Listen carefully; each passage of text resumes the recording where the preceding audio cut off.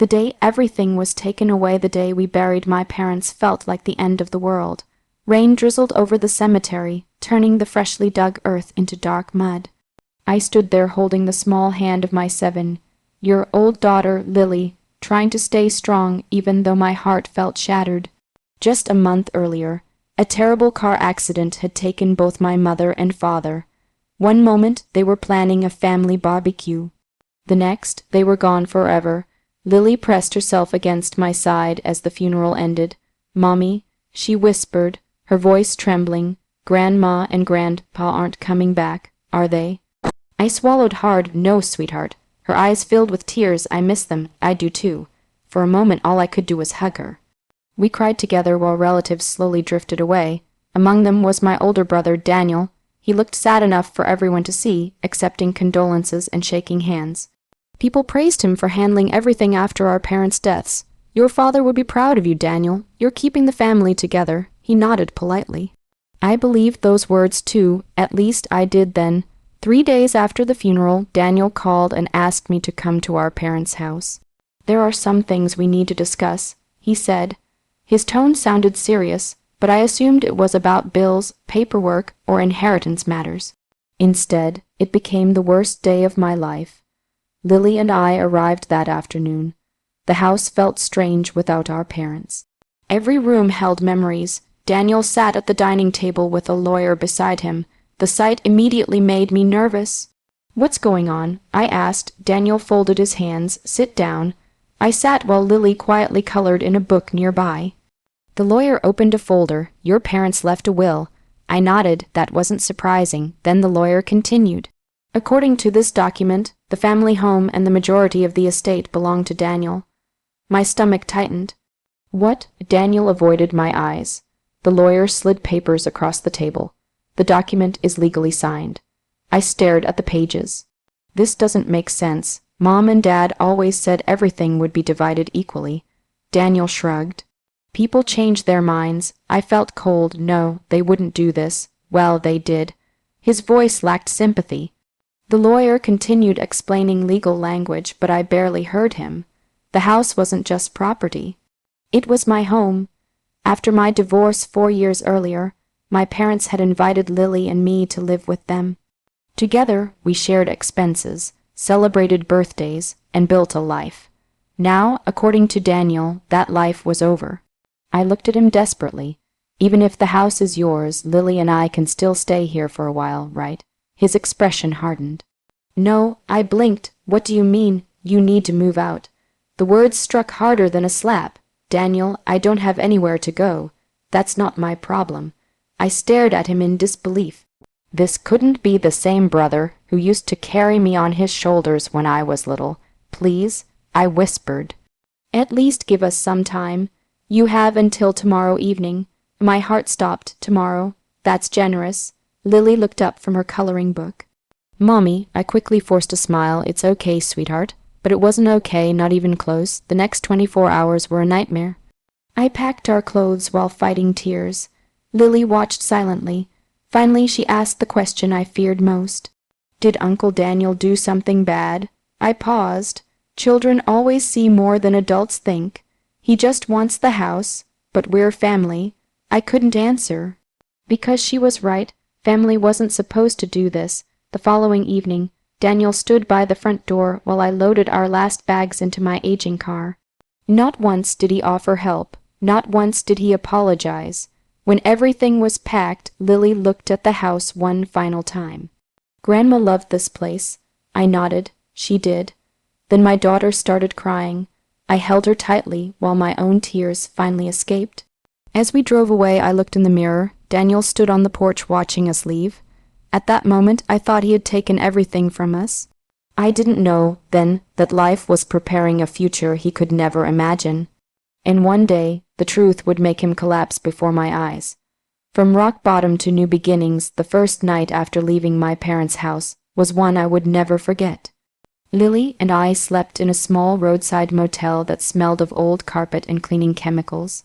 The room had one bed, flickering lights, and a broken air conditioner that rattled all night. It wasn't much, but it was all I could afford. After paying for the room, I checked my bank account. The balance made my stomach twist. I had enough money for a few weeks if I was careful, maybe a month. After that, I had no idea what would happen. Lily sat cross-legged on the bed, hugging her favorite stuffed rabbit. "Mommy, when are we going home?" The innocent question felt like a knife in my chest. I forced a smile.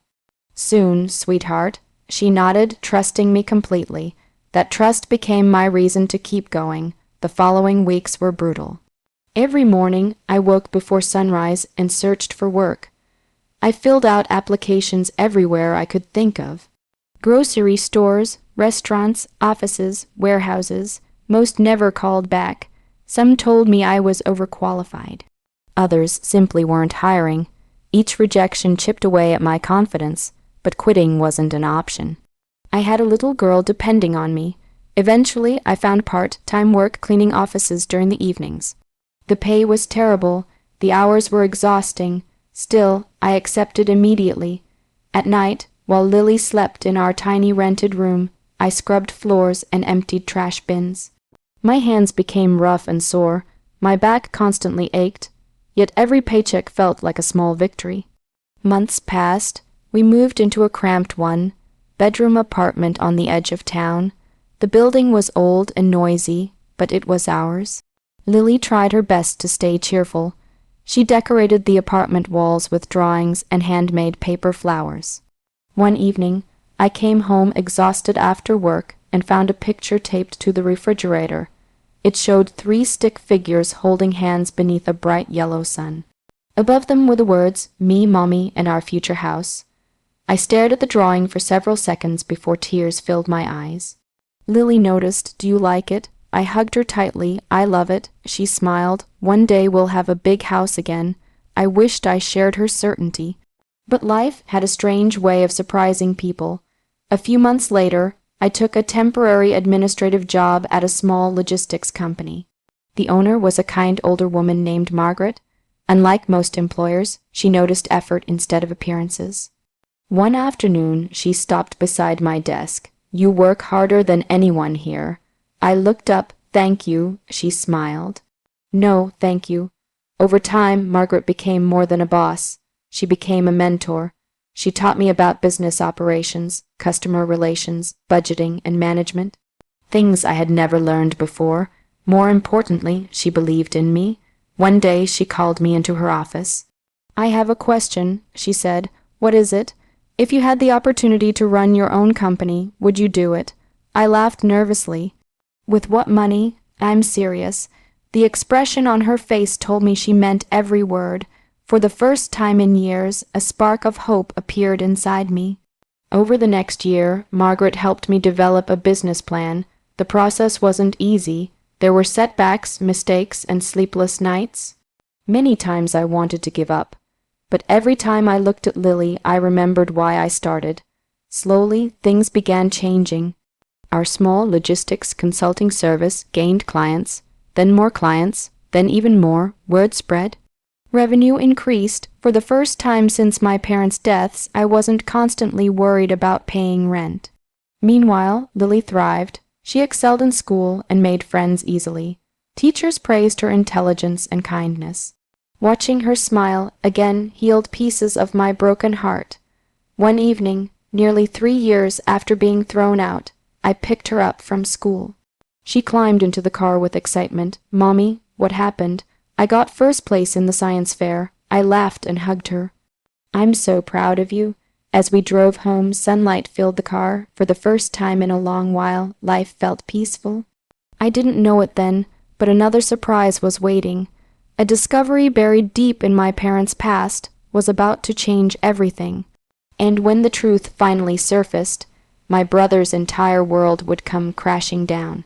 The secret that changes everything 5 years passed after Daniel forced Lily and me out of our parents' house.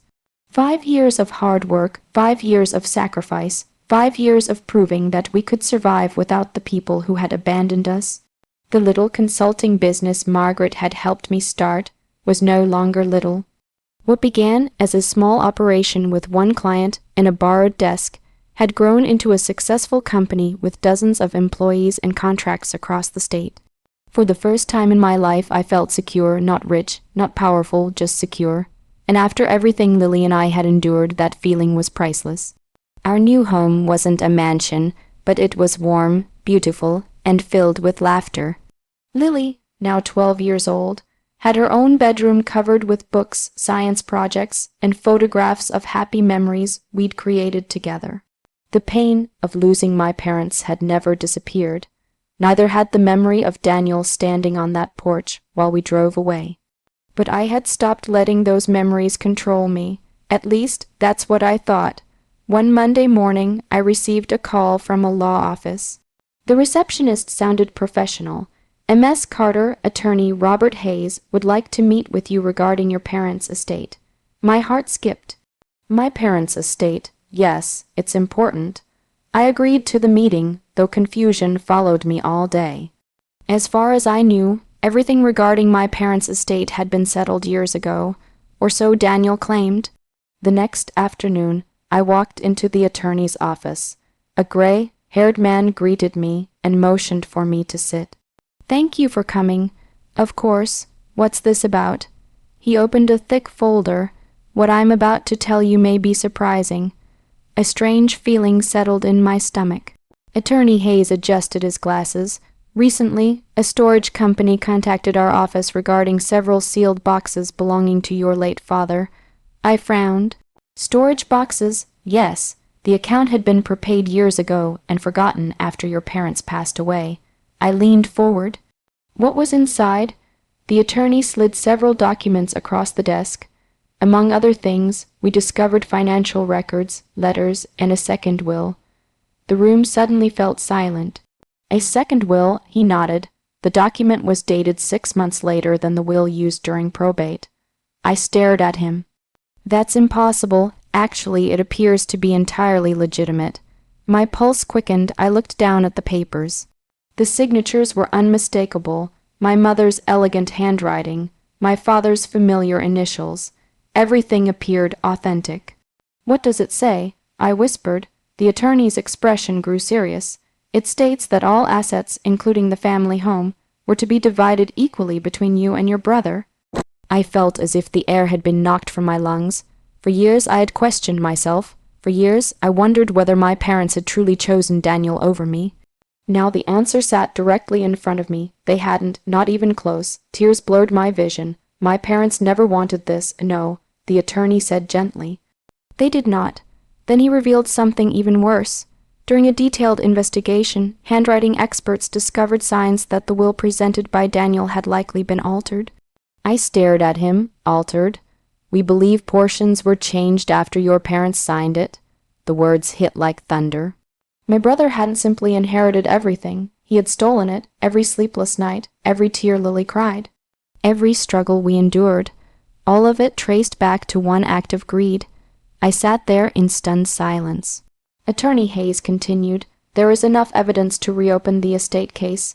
My hands trembled. "What happens now?" "We pursue legal action." For the first time in years, anger replaced sadness. Not because of the house, not because of the money, but because Daniel had betrayed our parents' final wishes. He had looked me in the eye and lied. He had watched a child lose her home, and he never felt guilty enough to stop. Over the following weeks, the investigation expanded. The more evidence uncovered, the worse things looked for Daniel. Bank records revealed hidden transfers. Witness statements raised serious questions. Even former business partners began cooperating. Then another piece of information surfaced. Daniel was in trouble, big trouble. Years of reckless spending and failed investments had left him drowning in debt.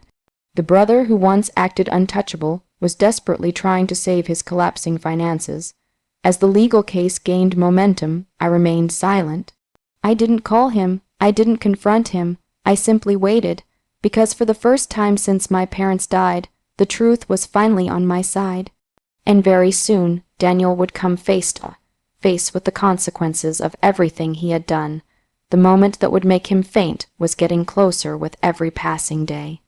The sweetest revenge, the courthouse was packed on the morning of the hearing.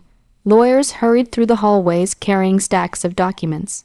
Reporters waited outside, hoping to catch details about the estate dispute that had suddenly become the talk of the community. As I stepped through the entrance, I felt surprisingly calm. 5 years earlier, I had walked out of my parents' house with a frightened 7-year-old child and a few bags of clothing. Now I walked into court as the owner of a successful company, with a daughter who was thriving and a life I had built from nothing.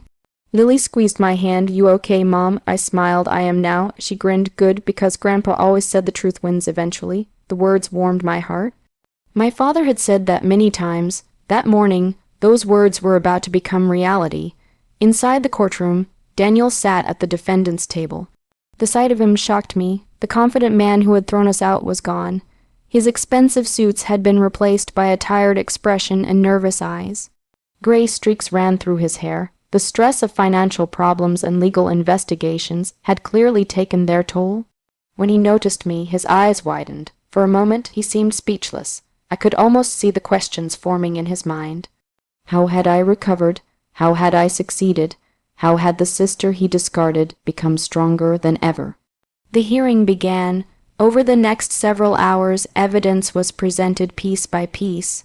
The newer will, the storage records, the handwriting analysis, the financial documents, witnesses testified, experts explained their findings. Every fact pointed toward the same conclusion. Daniel had knowingly altered documents and ignored our parents' true wishes. Several times his attorney attempted to challenge the evidence. Each attempt failed. The truth was simply too strong. I watched Daniel's confidence disappear with every passing minute. His face became paler, his hands shook. And then came the moment that changed everything. The judge reviewed the final report before speaking. The entire courtroom fell silent. Based upon the evidence presented, the judge said, "This court finds substantial proof that the original estate distribution was improper." A murmur spread through the room. The judge continued, "The estate will be reopened. Assets shall be redistributed according to the valid will executed by the deceased." I closed my eyes briefly. After all these years, my parents' wishes were finally being honored, but the surprises weren't over. One of the financial investigators stood and provided an update regarding Daniel's debts. As it turned out, several major loans he owed had recently been purchased by a private investment company. The investigator mentioned the company's name. Daniel frowned. Then confusion crossed his face. His attorney whispered something to him. Suddenly, his eyes snapped toward me. Realization hit him. The investment company belonged to me. Years earlier, Margaret had encouraged me to diversify my growing business interests. One of those investments had quietly acquired a portfolio of distressed debts. Among them were Daniel's. The courtroom remained silent as the information sank in. I hadn't planned it as revenge. In fact, I hadn't even known his debts were included until months after the acquisition. But fate had a strange sense of timing. Daniel stared at me in disbelief. His mouth opened, no words came out. The sister he had thrown onto the street now legally controlled the debts threatening his future. The irony was impossible to ignore. Then another document was presented. It contained a handwritten letter from our father, one discovered inside the storage boxes. The letter was addressed to both of us. Part of it was read aloud. "If anything ever happens to your mother and me, take care of each other.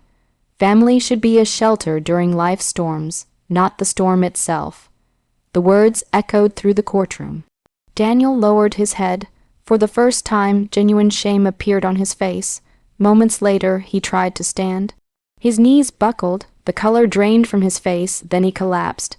Gasps filled the room as people rushed toward him. The stress, the exposure, and the consequences had finally overwhelmed him. As paramedics arrived, I simply stood there. Not smiling, not celebrating, just watching, because the greatest revenge wasn't seeing him fall. It was realizing that Lily and I had risen. We had survived the betrayal. We had built a beautiful life, and we had done it without becoming bitter. A week later, I received my rightful share of the estate. The first thing I did was visit my parents' graves with Lily. Standing beside them, I placed flowers on the grass and whispered softly, "We made it." The wind moved gently through the trees. Lily slipped her hand into mine. and for the first time since losing my parents, my heart felt completely at peace. The truth had won, justice had arrived, and the sweetest revenge of all was living happily without the people who once tried to destroy us.